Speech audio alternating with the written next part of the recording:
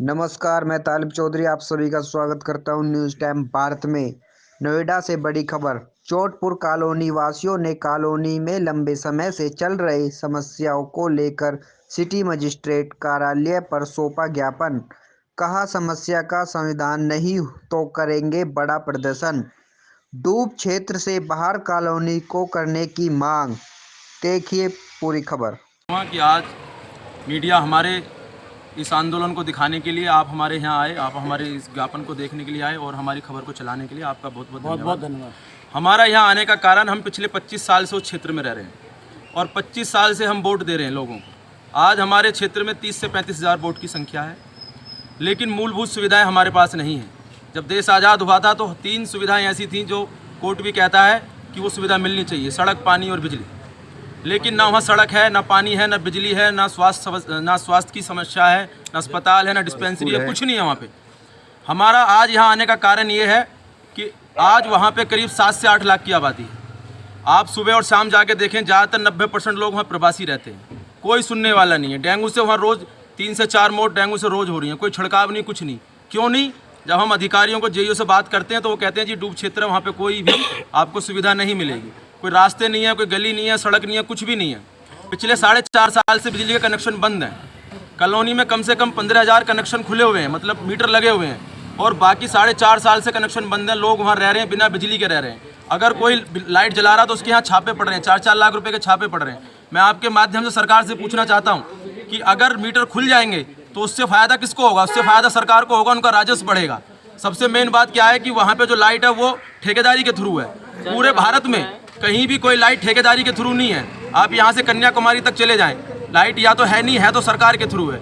लेकिन नोएडा के अंदर, दिल्ली से सटा एरिया ऐसा है कि जहाँ 7 लाख की आबादी है, वहाँ पे जो बिजली है, वहाँ बिजली को बिजली विभाग नहीं दे रहे, वहाँ ठेकेदार दे रहे हैं, और वो ठेकेदार वहाँ की जनता का शोषण कर रहे हैं।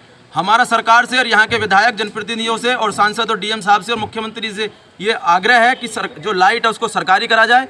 जो 4.5 साल से कनेक्शन बंद है उनको खोले जाएँ। जो रजिस्ट्रियाँ बंद हैं, पिछले 2 साल से रजिस्ट्रियाँ बंद रही हैं। आप सोचिए, प्रवासी लोग हैं, 10,000 5,000 की नौकरी करने वाले लोग हैं। किसी को बीमारी हो जाए, कोरोना था, किसी को लड़की की शादी करनी है, कुछ करना है, तो वो अगर उसके पास प्लॉट की रजिस्ट्री होगी तो वो लोन करा सकता है। आज वहाँ पे लोन की व्यवस्था नहीं है क्योंकि रजिस्ट्री नहीं है।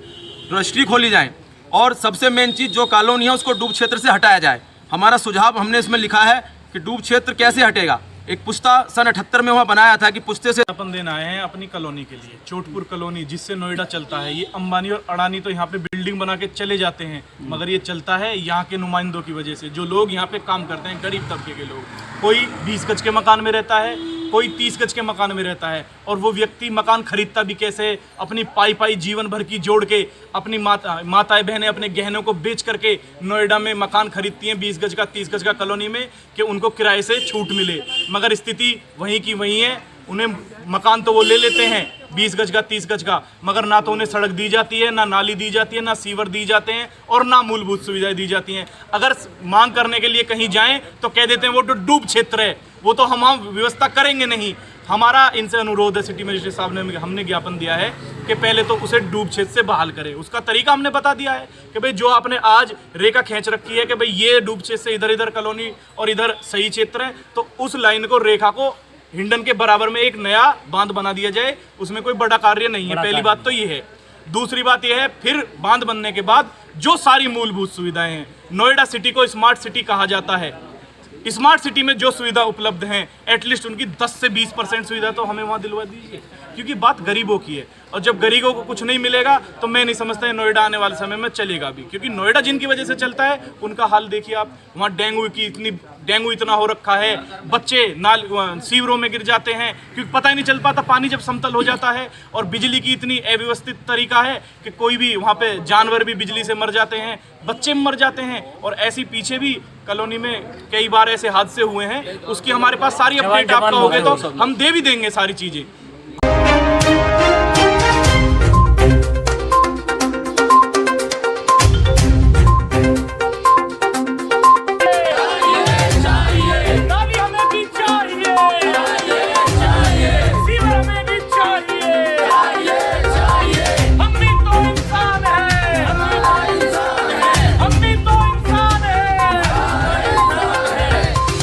कनेक्शन चालू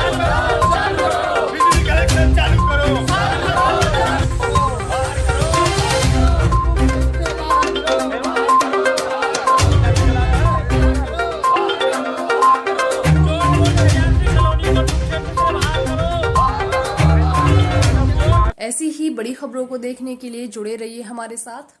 न्यूज़ टाइम भारत।